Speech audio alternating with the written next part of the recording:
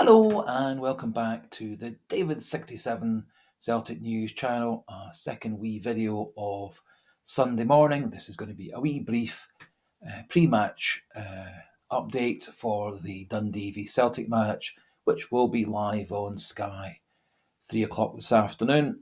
A game that Celtic will be going into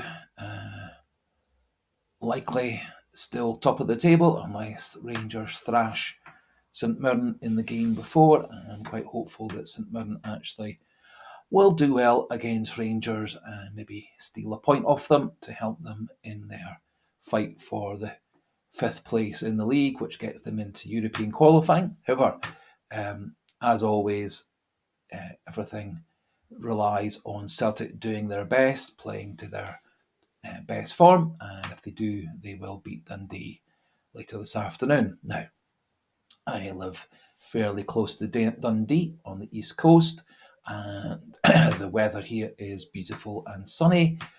Not been any rain really for a few days, and the Dens Park pitch is said to be nice and dry, fully playable, and in pretty good condition, all things considered. So, gives Celtic a good chance to play proper football and win convincingly this afternoon. Now, before we crack on with the video, please do, if you are new to the channel and like the type of video we're doing and the slightly different way of looking at Celtic news and content, etc., please do click that subscribe button, get things pushing up towards 500 subscribers, which would be a lovely present for the end of the season, along with a double, which would be even betterer for me as a reward for supporting Celtic. And also, as always, please do consider clicking the like button, help with YouTube analytics, and also pop your comments regarding today's match and other Celtic issues into the comment section. Please do try and keep those pleasant, polite, constructive, informative, etc. as part of the debate and discussion amongst like-minded Celtic fans. Now, some late news. Brendan Rodgers, his press conference was very, very clearly telling us how brilliant he thinks James Forrest is, and certainly over the last 5 games, he's had a couple of goals and an assist, and did actually make a good difference to the team in the last half hour or so against the game against Aberdeen. Although I did feel he did fade away a wee bit in extra time. However, hasn't started for Celtic since November, but there are a lot of rumours and stories coming out of Celtic that Rodgers will be starting James Forrest on the left in place of Yang and in preference to Luis Palma. And I would expect that, all going well, Forrest will have a good hour, 70 minutes, and then bring on Palma late on. I think that certainly is playing the player that's in form. Yang and has been in and out of form, a few good moves and touches here and there, but not consistent, which is not too unexpected for a young player like him. And Palma seems to be not fully back to fitness and match sharpness after his month or so out with injury. It may be best in the long run that Palma gets a series of starts to regain that fitness. However, with there being a title to win and a double to win, I think probably going with Rodgers going with Forrest is the right way to go. And also there are increasing rumours that Nawrocki will come into replace Liam Scales in defence, and certainly Liam Scales, for me and for the great majority of you, was almost totally to blame for the goals against Aberdeen that were number 2, number 3, where he completely lost his player at the back post. Very poor effort to block off the run or jump to head the ball away, which has been a recurring problem, I think, over the last month, 6 weeks for Liam Scales. Nawrocki better in terms of stats in most categories, and Nawrocki and Carter Vickers, I thought, played well together after a wee bit of a shaky 10 minutes against St Mirren a couple of games ago. Rodgers was desperate to get Scales back into the side, but again, background stories and rumours coming out of Celtic via various different news sources and internet sites is suggesting Nawrocki will be starting beside Carter Vickers, and otherwise Celtic will be going into the game against Dundee later on today unchanged from the starting team against Aberdeen last Saturday in the Cup semi-final, apart from Forrest on the left and Nawrocki coming into central defence. A wee bit of news coming out of Celtic is that Celtic are in preparations for starting contract talks in the next week or so with Greg Taylor.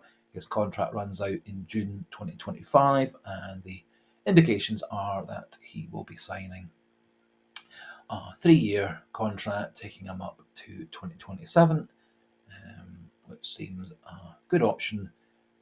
And the other story coming out of Celtic regarding the left back position is that that is one of the positions they're going to be targeting in the summer transfer window to have an upgrade at left back, letting the experiment with Burnaby die away, with him then remaining being transferred once his loan ends at the end of 2024, and then Greg Taylor being the number 2 left back for the duration of next season, with a new upgrade left back coming in to replace him. I think that all is very sensible. The other position that Celtic are said to be very much prioritising, again, which is perfectly understandable, is the replacement for Joe Hart. I saw some rather concerning stories that Celtic are looking to bring in Asmir Begovic of Queen's Park Rangers. Begovic is 36 years old. Certainly, Begovic is a perfectly good goalkeeper. I don't think he's an upgrade on Joe Hart.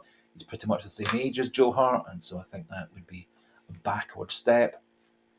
If Celtic were looking to bring in an experienced, established goalkeeper, it'd be much better, I think, to look for a Fraser Forster, although my personal preference would be to go for one of the options Celtic have been exploring of goalkeepers in their mid to late 20s, such as Pence or Zetterer or Vassin or several others. I think signing a goalkeeper aged 36 is not the best option, isn't a forward step, and I think Celtic do need to look to sign a goalkeeper who's going to be our number 1 goalkeeper for 3 to 5 years at least, and whilst also trying to maybe bring in a young Scottish goalkeeper to take over in the long term. No other major news coming out of Celtic, so we'll leave things at that stage there. Just waiting later this morning for full confirmation of the Celtic team. Brendan Rodgers mentioned no other injury issues at his Friday press conference other than Daizen Maeda, saying that Daizen Maeda is due back into full training at the start of this week.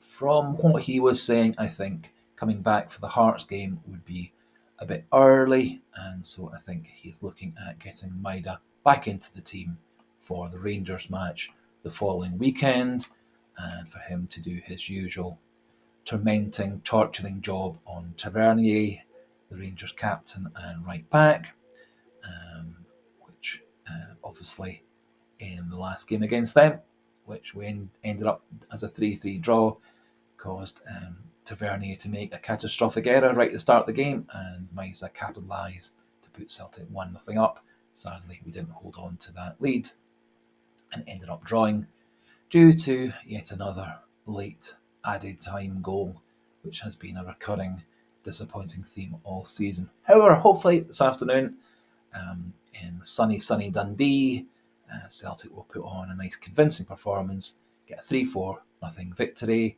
expand the lead on Rangers, put ourselves into good form, good confidence for the tough game against Hearts the following Saturday, and help us get to the double. So, thanks for watching. Thanks for listening. Goodbye, and good luck, Celtic, in your game this afternoon. Give us a win, get us on the road to the double, and hail, hail.